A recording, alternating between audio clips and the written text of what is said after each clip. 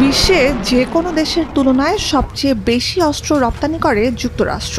বৈশ্বিক অস্ত্র বাজারের প্রায় 43% যুক্তরাষ্ট্রের একচেটিয়া নিয়ন্ত্রণে, যার ধারে কাছে নেই আর কোনো দেশ। তালিকার পরের 7টি দেশ গেল 5 বছরে সম্মিলিতভাবে যত অস্ত্র রপ্তানি করেছে তার চেয়েও বেশি অস্ত্র বহির্বিশ্বে বিক্রি করে যুক্তরাষ্ট্র একাই। ইউরোপে মার্কিন অস্ত্র সরবরাহ বেড়েছে 3 গুণের বেশি। চলতি বছরের মে মাসে সৌদি আরবের সাথে এ যাবৎকালের সবচেয়ে বড় প্রতিরক্ষা চুক্তি করে যুক্তরাষ্ট্র। ইতিহাস বলে, মার্কিন অস্ত্র চুক্তিগুলোর নেপথ্যে বরাবরই ছিল একের পর এক কেলেঙ্কারি। প্রয়োজনে সম্ভাব্য শত্রুপক্ষের হাতে অস্ত্র যাবে জেনেও অস্ত্র বিক্রি করেছে মার্কিন প্রশাসন। তো কিভাবে বিশ্বের সবচেয়ে বড় অস্ত্র ব্যবসা গড়ে তুলল যুক্তরাষ্ট্র, আর অভাবনীয় এই সাফল্য কেলেঙ্কারিতেই বা গড়ালো কিভাবে?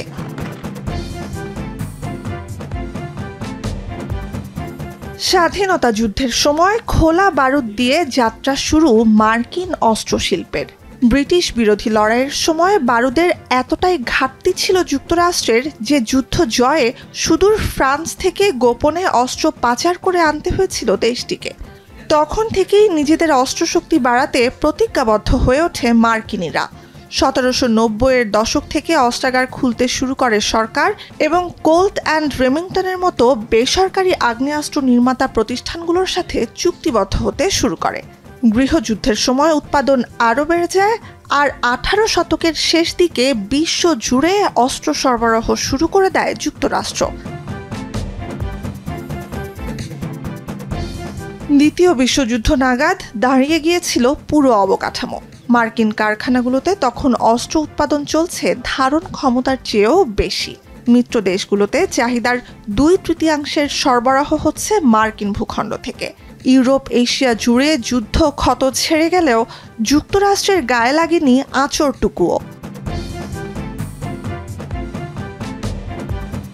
পূর্ব ইউরোপে মিত্র দেশগুলো থেকে শুরু করে ভারত ও মিশরের মতো দেশগুলোতেও অস্ত্র রপ্তানি করায় 60-এর দশক নাগাদ ওয়াশিংটনের সবচেয়ে বড় প্রতিদ্বন্দ্বী হয়ে ওঠে সাবেক সোভিয়েত ইউনিয়ন। জবাবে মার্কিন প্রশাসন অস্ত্র বিক্রি করতে শুরু করে সৌদি আরব ও ইরানের মতো তেল সমৃদ্ধ আর সোভিয়েত বিরোধী দেশগুলোর কাছে। মার্কিন সরকারের সাথে চুক্তির মাধ্যমেই সে সময় বেশিরভাগ অস্ত্র পেত ইরান। বিপরীতে সৌদি আরব সরাসরি চুক্তি করত ওয়াশিংটন অনুমোদিত মার্কিন অস্ত্র নির্মাতা প্রতিষ্ঠানগুলোর সাথে। 1970 থেকে 74 সালের মধ্যে মার্কিন অস্ত্র রপ্তানি 10 গুণ বেড়ে ছাড়িয়ে যায় বার্ষিক $1000 কোটি।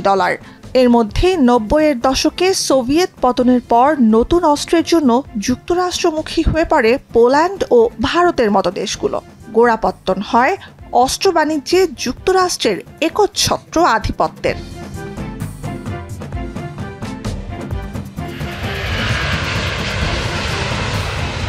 পরের কয়েক দশকে মার্কিন অস্ত্রের সবচেয়ে বড় ক্রেতা দেশ হয়ে ওঠে সৌদি আরব। বর্তমানে নিজেদের অস্ত্র ভাণ্ডারের 74% যুক্তরাষ্ট্র থেকে আমদানি করে সৌদি সরকার।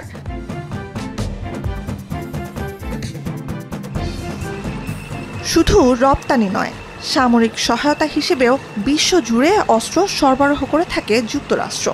দ্বিতীয় বিশ্বযুদ্ধের পর থেকে প্রায় 8 দশকে $22,800 কোটি মার্কিন সামরিক সহায়তা গ্রহণ করেছে যুক্তরাষ্ট্রের কথিত ঘনিষ্ঠতম মিত্র ইসরায়েল একাই। অন্য যে কোনো দেশের তুলনায় যা দ্বিগুণের বেশি। এই সামরিক সহায়তায় ব্যয় হয় মার্কিন করদাতাদের কষ্টার্জিত অর্থ। সমঝোতা স্মারক অনুযায়ী বার্ষিক বাজেটের বড় অংশই ইসরায়েল খরচ করে মার্কিন অস্ত্র কিনতে। বছরে অতিরিক্ত $50 কোটি সহায়তা যুক্তরাষ্ট্র দেয় আয়রন ডোমের মতো ইসরায়েলের ক্ষেপণাস্ত্র বিধ্বংসী সক্ষমতা বাড়াতে সহযোগিতা হিসেবে। এভাবেই ইসরায়েলের সাথে চুক্তি যুক্তরাষ্ট্রের প্রতিরক্ষা খাতকে শুধু সমৃদ্ধই করেনি, একই সাথে পুরো মধ্যপ্রাচ্যে প্রভাবশালী করে তুলতেও সাহায্য করেছে।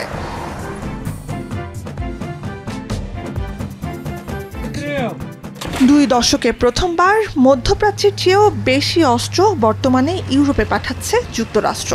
2020 সাল থেকে ইউক্রেনের অস্ত্র আমদানি বেড়েছে 100 গুণ, যার 45% মার্কিন। রাশিয়ার সামরিক অভিযানের মুখে 2022 সালের ফেব্রুয়ারি থেকে ইউক্রেনকে $6,700 কোটি সামরিক সহায়তা দিয়েছে মার্কিন প্রশাসন। দিয়েছে ল্যান্ডমাইন আর গুচ্ছ বোমার মতো নিষিদ্ধ অস্ত্র, যেগুলো বেসামরিক প্রাণের জন্য বড় হুমকি।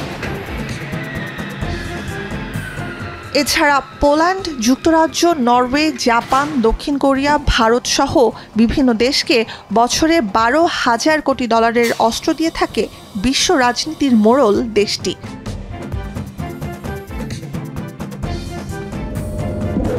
যুক্তরাষ্ট্রের এই অপ্রতিদ্বন্দ্বী অস্ত্র ব্যবসার আড়ালে আছে অন্ধকার দিকও। মার্কিন অস্ত্র চুক্তির এমন একাধিক ইতিহাস আছে যা দীর্ঘমেয়াদে বুমেরাং হয়ে আঘাত হেনেছে যুক্তরাষ্ট্রকেই। এক স্নায়ুযুদ্ধের সময়েরই আছে অসংখ্য উদাহরণ। সোভিয়েত বিরোধী যুদ্ধে অনেক দেশকেই $100 কোটি অস্ত্র সহায়তা দেয় ওয়াশিংটন।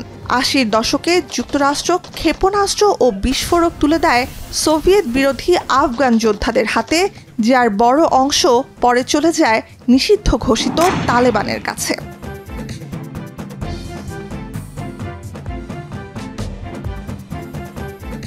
একই দশকে লেবাননে জিম্মি মার্কিন নাগরিকদের উদ্ধারের আশায় গোপনে ইরানের কাছে অস্ত্র বিক্রি করে যুক্তরাষ্ট্র। এসব প্রকল্প থেকে লাভের অর্থ দিয়ে নিকারাগুয়ায় কমিউনিস্ট বিরোধী বিদ্রোহীদের পৃষ্ঠপোষকতা শুরু করে পুঁজিবাদী দেশটি। পরবর্তীতে মার্কিন রাজনীতিতে পুরো বিষয়টি নিয়ে ধিক্কার ওঠে ইরান কন্ট্রা স্ক্যান্ডাল নামে। 1981 থেকে 1986 সাল পর্যন্ত ইরানে অস্ত্র পাচারকে ঘিরে যুক্তরাষ্ট্রের এই রাজনৈতিক কেলেঙ্কারিতে নাম জড়ায় তৎকালীন রোনাল্ড রিগান সরকারের শীর্ষ কর্মকর্তাদের। দায়ের করা হয় ফৌজদারি মামলা। কাছাকাছি সময়ে ইরাকে তৎকালীন প্রেসিডেন্ট সাদ্দাম হোসেনের বিরুদ্ধে ইরানি সেনা ও কুর্দি বেসামরিক মানুষের ওপর জৈব অস্ত্র ব্যবহারের অভিযোগ থাকলেও দেশটিতে রাসায়নিক অস্ত্র পাঠায় যুক্তরাষ্ট্র। রোনাল্ড রিগান ও জর্জ H.W. বুশ প্রশাসনের সবুজ সংকেতে ইরাককে মোটা অঙ্কের ঋণ দেওয়ার অভিযোগ ছিল, যা পরিচিত ইরাক গেট কেলেঙ্কারি নামে। ওই ঋণের অর্থ কৃষি খাতে ব্যবহারের কথা থাকলেও ব্যবহৃত হয় অস্ত্র তৈরিতে। অনুসন্ধানে বেরিয়ে আসে কোটি কোটি ডলারের অননুমোদিত ঋণ দিয়ে ইরাকের সাদ্দাম সরকারকে অস্ত্রে বলিয়ান হতে গোপনে অর্থায়ন করেছিল মার্কিন প্রশাসন। 2013 সালে জাতিসংঘের অস্ত্র বাণিজ্য চুক্তিতে সই করে যুক্তরাষ্ট্র। লক্ষ্য ছিল বিশ্বজুড়ে সহিংসতায় ইন্ধন দেয়া বন্ধ করা। এ পর্যন্ত 160টির বেশি দেশ এ চুক্তিতে অনুমোদন দিয়েছে। মানবাধিকার লঙ্ঘন, সন্ত্রাসবাদ ও বিভিন্ন গোষ্ঠীর সহিংসতা উস্কে দেওয়ার সুযোগ বন্ধে আইনিভাবে বাধ্য স্বাক্ষরকারী দেশগুলো। কিন্তু খোদ যুক্তরাষ্ট্রেই পার্লামেন্টে চুক্তিটি অনুমোদন পায়নি। 2019 সালে প্রেসিডেন্ট ডোনাল্ড ট্রাম্প যুক্তরাষ্ট্রকে এ চুক্তি থেকে বের করে নেন।